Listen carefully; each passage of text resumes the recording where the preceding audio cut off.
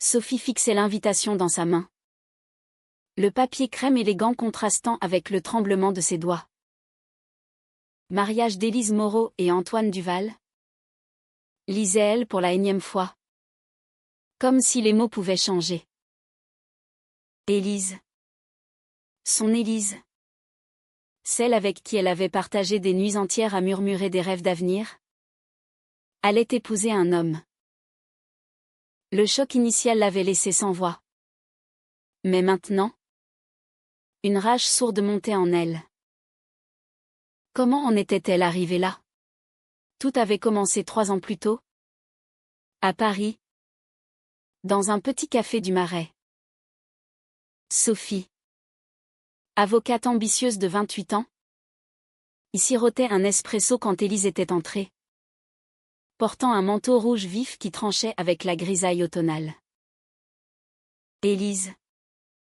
Professeure de littérature de 30 ans. Cherchait un refuge contre la pluie. Leurs regards s'étaient croisés.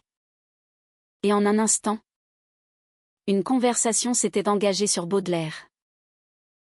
Ce fut le début d'une passion intense, cachée aux yeux du monde. Sophie, issue d'une famille libérale, assumait pleinement son orientation. Mais Élise venait d'une lignée conservatrice de la bourgeoisie lyonnaise, où l'homosexualité était un tabou absolu. Les premiers mois furent un tourbillon de joie clandestine. Elle se retrouvait dans l'appartement de Sophie à Montmartre. Riant jusqu'au petit matin. Explorant la ville main dans la main quand personne ne regardait. Élise confiait ses peurs. Ma mère me tuerait si elle savait. Pour elle, une femme doit se marier, avoir des enfants. Sophie la rassurait, promettant que l'amour vaincrait tout. Mais les fissures apparurent vite. Élise annulait des rendez-vous à la dernière minute, prétextant des obligations familiales. Sophie sentait la distance grandir, comme un gouffre qu'elle essayait de combler avec plus d'affection. Un soir, après une dispute, Élise avoua, « Je ne sais pas si je peux continuer comme ça. La pression est trop forte. » Sophie, blessée, répliqua, « Alors choisis-moi. Ou choisis ta peur. » Élise choisit la peur. Elle rompit, prétextant Needing Space. Mais Sophie savait que c'était plus profond. Des mois plus tard, elle apprit qu'Élise fréquentait Antoine, un collègue hétéro, fils d'un ami de la famille. C'était parfait sur papier, stable, respectable, hétéronormatif. Maintenant, cette invitation. Pire encore, un message d'Élise, « Sophie. J'aimerais que tu sois ma demoiselle d'honneur. » Pour clore le chapitre proprement. Sophie avait ri amèrement. Demoiselle d'honneur? À un mariage qui piétinait leur histoire? Mais elle accepta, mue par un mélange de masochisme et d'espoir fou. Peut-être pourrait-elle la faire changer d'avis. Le jour du mariage approchait. Sophie se préparait mentalement, répétant un discours fade sur l'amitié éternelle. Mais au fond, elle bouillonnait. La société française, malgré ses lois progressistes, cachait encore des poches de conservatisme féroce. Élise en était victime, mais aussi complice. Sophie se demandait, jusqu'où irait-elle pour secouer cette hypocrisie? À Lyon, où se tenait la cérémonie. Sophie arriva la veille. L'hôtel était luxueux, payé par la famille d'Élise. Elle rencontra Antoine pour la première fois, charmant, poli, ignorant tout de leur passé. Élise parle souvent de toi. Comme d'une sœur, dit-il. Sophie serra les dents. Une sœur? C'était une insulte. Le soir du dîner de répétition, Élise l'entraîna à l'écart. Merci d'être là. Ça compte pour moi. Ses yeux brillaient de larmes contenues. Sophie murmura, pourquoi fais-tu ça? Tu m'aimes encore? Je le sais. Élise détourna le regard. C'est compliqué. Ma famille. Ils attendent ça de moi depuis toujours. Antoine est gentil. Il me comprend. Sophie sentit son cœur se briser à nouveau. Comprendre? Il ne sait rien de nous. Élise secoua la tête. Et c'est mieux comme ça. S'il te plaît. Ne fais pas de scène. Sophie rentra à sa chambre, rageant intérieurement.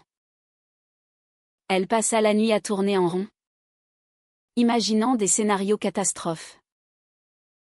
Devait-elle tout révéler? Ou se taire? Préservant la dignité d'Élise au prix de la sienne? Le dilemme moral la rongeait, trahir une confiance passée? Ou laisser une femme qu'elle aimait s'enfermer dans un mensonge? Le matin du mariage, l'église Saint-Jean était bondée. Famille, amis, collègues. Sophie, en robe bleu nuit, se tenait aux côtés d'Élise, qui rayonnait dans sa robe blanche. Mais sous le maquillage, Sophie voyait les cernes, le doute. Pendant la cérémonie, elle observa Antoine prononcer ses vœux avec sincérité. Élise répondit d'une voix tremblante.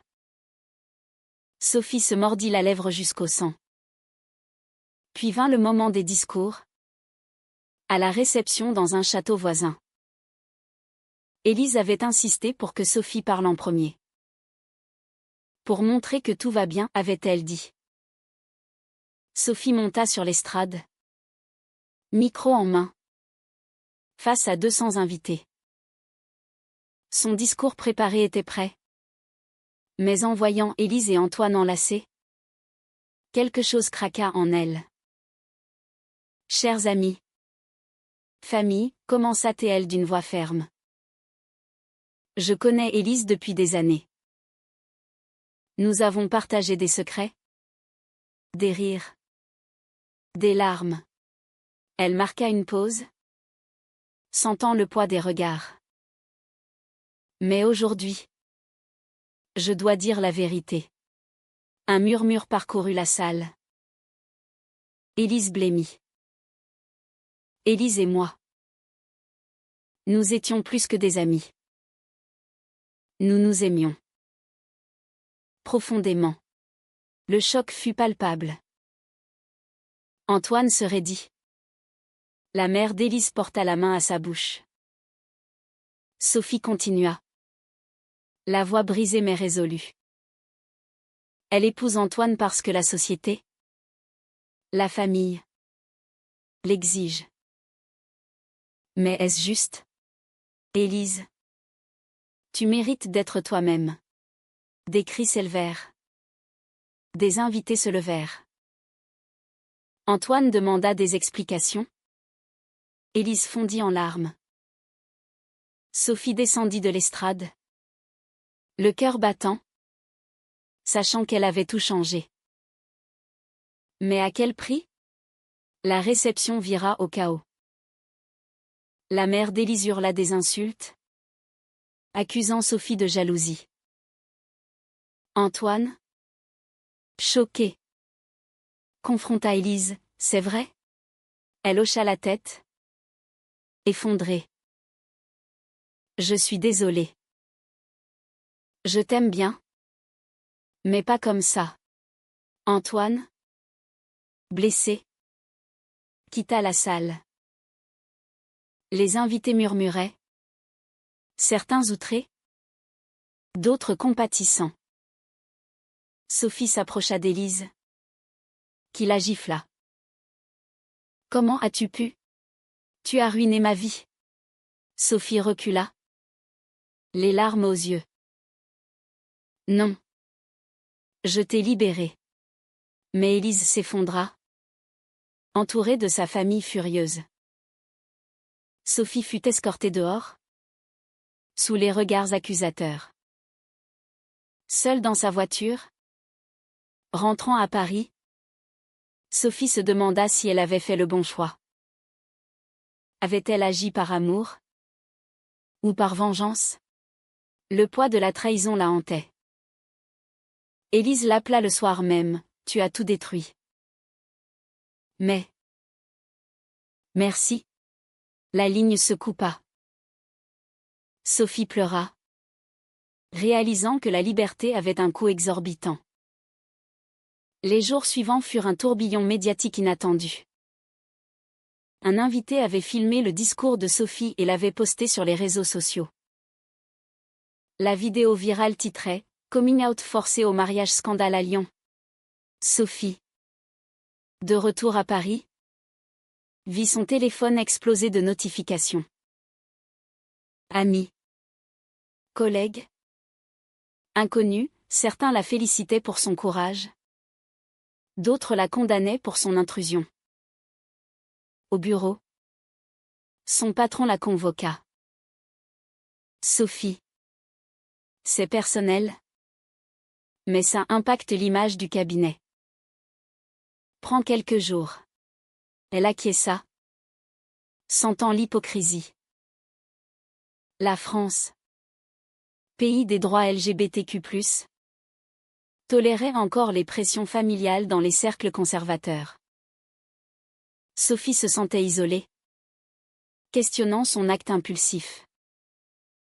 Élise, de son côté, affrontait le chaos chez ses parents. Sa mère, une femme rigide de 60 ans, hurlait « Tu nous as humiliés. Comment as-tu pu nous cacher ça ?» Son père, plus calme, murmura « On t'aime. Mais pense à l'héritage familial. » Élise, effondrée sur le canapé, répondit « L'héritage ? C'est une prison. Antoine avait annulé le mariage, demandant le divorce immédiat. Je mérite la vérité, avait-il dit avant de partir. Élise se réfugia chez une amie à Marseille, loin de tout. Là, elle réfléchit à sa vie. Depuis l'enfance, on lui avait inculqué les valeurs traditionnelles, mariage, enfant, stabilité.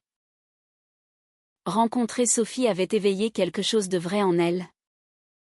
Mais la peur l'avait étouffée. Maintenant, exposée, elle se sentait nue, vulnérable. Ai-je le droit d'être heureuse, se demandait-elle. Sophie, hantée, décida de contacter Élise. Un message, « Pardonne-moi si je t'ai blessée. Je voulais te sauver. » La réponse vint tard, « Sauver ? Ou détruire ? Viens à Marseille. On doit parler. » Sophie prit le TGV. Le cœur en émoi. À l'arrivée, Élise l'attendait sur le quai, les yeux rougis. Elles marchèrent sur la plage, le vent salé fouettant leurs visages. « Pourquoi as-tu fait ça ?» demanda Élise. Sophie avoua, « Parce que te voir épouser un mensonge me tuait. » « Je t'aime encore. » Élise soupira. « Moi aussi. Mais c'est compliqué. Ma famille me renie. Mes amis me jugent. » Elles s'assirent sur le sable, parlant des heures. Élise confia ses doutes moraux, « Était-ce égoïste de ma part d'épouser Antoine en sachant ?» Sophie répondit, « Oui. Mais la société t'y a poussé. » Cette nuit-là, elles se rapprochèrent, mais sans franchir la ligne. Élise avait besoin de temps. Sophie rentra à Paris, espérant une réconciliation. Mais les conséquences s'alourdissaient.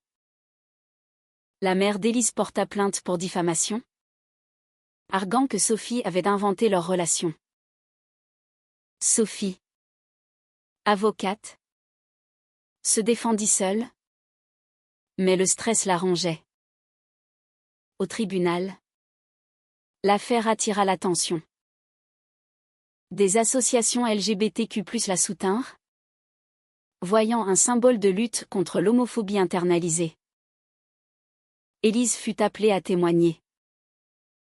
Devant le juge, elle hésita, c'était vrai. Nous nous aimions. La salle murmura. La plainte fut rejetée. Mais la famille d'Élise coupa les ponts. Élise, libérée mais brisée, emménagea à Paris chez Sophie. Leur relation reprit, timidement. Mais les ombres persistaient. Élise luttait contre la culpabilité, j'ai blessé Antoine, trahi ma famille. Sophie, de son côté, affrontait des backlash professionnels.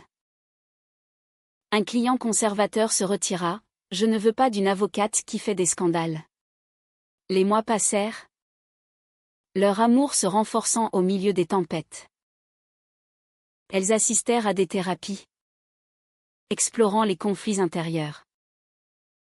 Élise apprit à s'accepter, participant à des groupes de soutien. Sophie, plus militante, écrivit un article sur les pressions sociétales. Pourtant, un nouveau conflit surgit. Antoine contacta Élise, je veux comprendre. Rencontrons-nous. Élise accepta. Par culpabilité.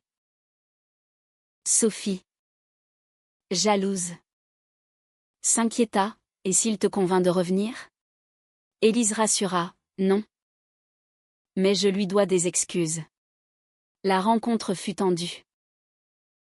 Antoine, amer, dit, tu m'as utilisé comme couverture. Élise pleura, je suis désolée. J'étais perdue. Il pardonna partiellement, mais partit avec une cicatrice. De retour, Élise confia à Sophie, j'ai réalisé que mes choix ont blessé tant de gens. Est-ce que l'amour justifie tout? Sophie réfléchit, non. Mais la vérité libère. Leur relation approfondit. Mais avec des cicatrices visibles. L'année suivante apporta de nouveaux défis. Élise, cherchant à reconstruire, postula pour un poste à l'Université de Paris. Mais les rumeurs du scandale la suivirent.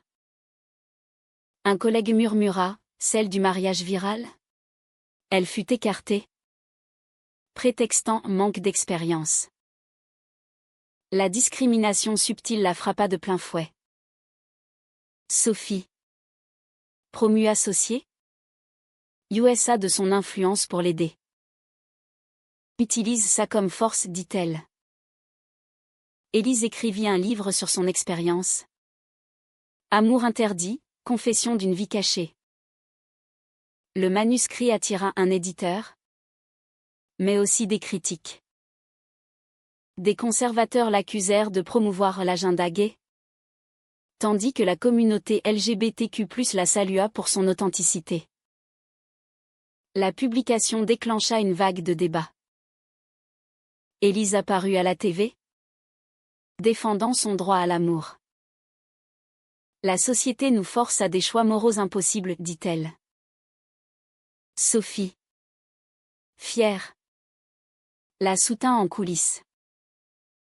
Mais intérieurement, Élise luttait, ai-je trahi mes racines pour ça? Un appel de sa sœur changea tout.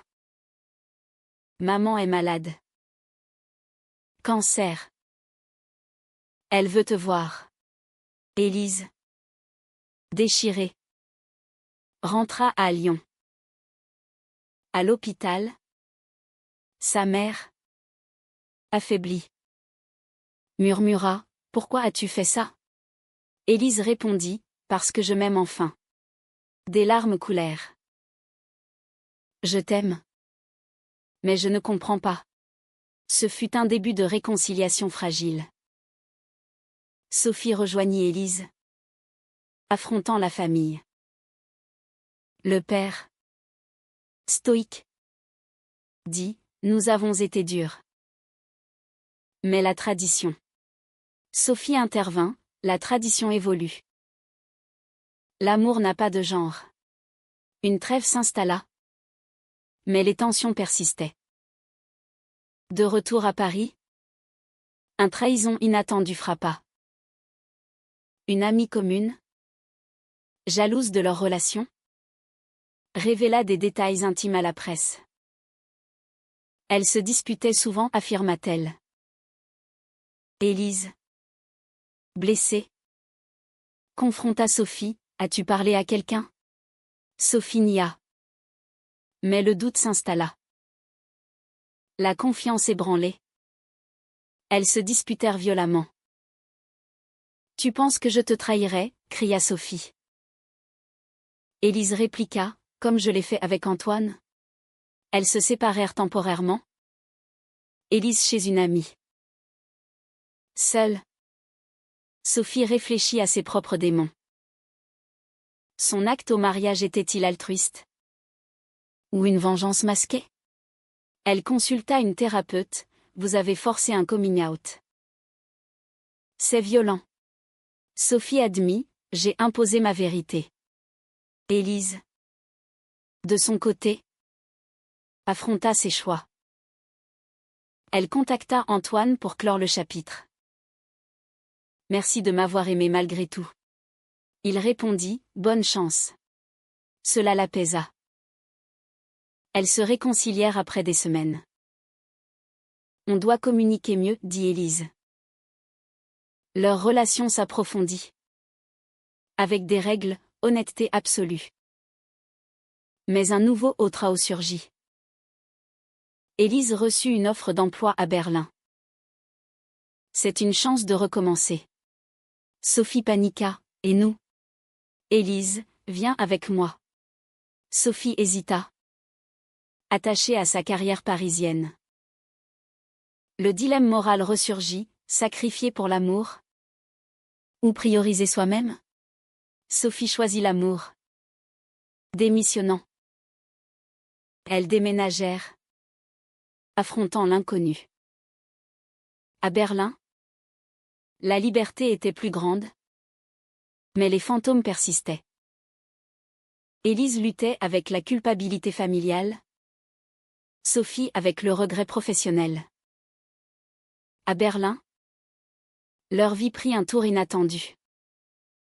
Élise excella dans son poste, enseignant la littérature française. Sophie, freelance, reconstruisit sa carrière. Mais l'exil amplifia leurs conflits intérieurs. Élise rêvait de sa famille, je les ai abandonnés. Sophie répliquait, ils t'ont rejeté. Un jour, une lettre arriva, la mère d'Élise était en rémission, demandant une visite. Élise y alla seule, testant sa force. À Lyon, des excuses furent échangées. J'apprends à accepter, dit la mère. Élise rentra émue, partageant avec Sophie. Cela renforça leur lien. Mais une trahison externe frappa.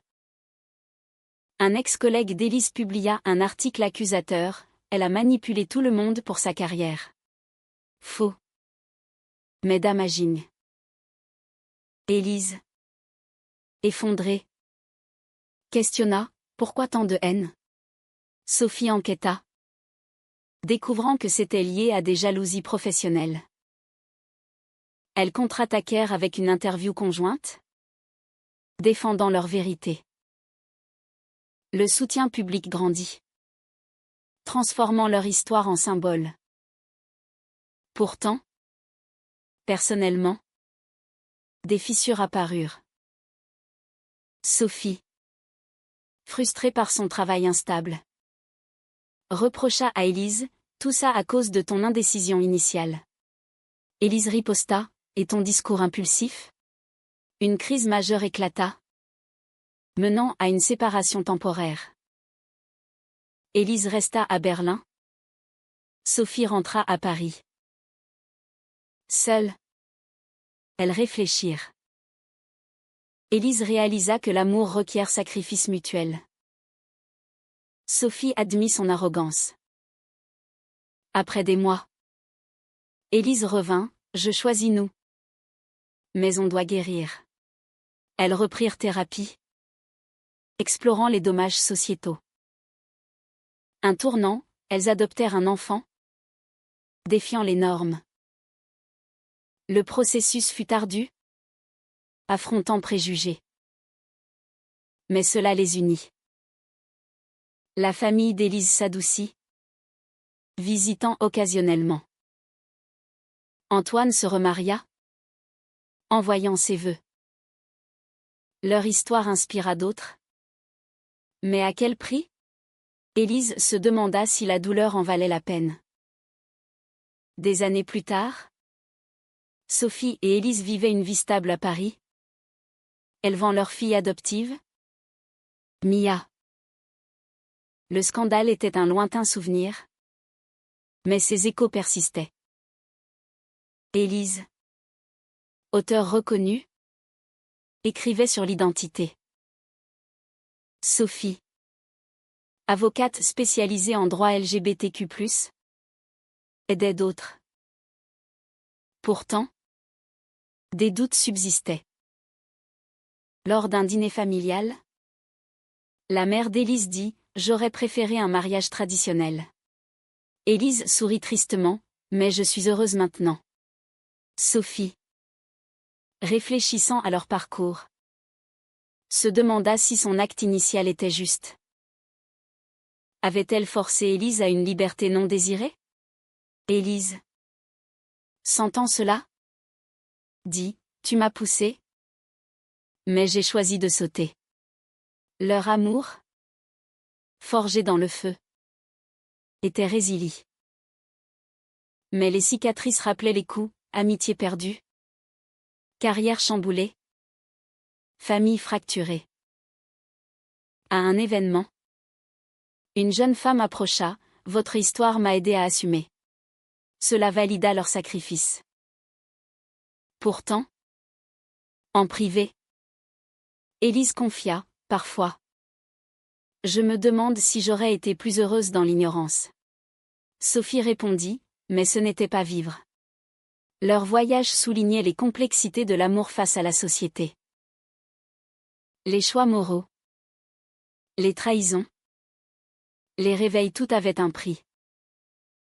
Était-il juste de forcer quelqu'un à affronter sa vérité? Même par amour?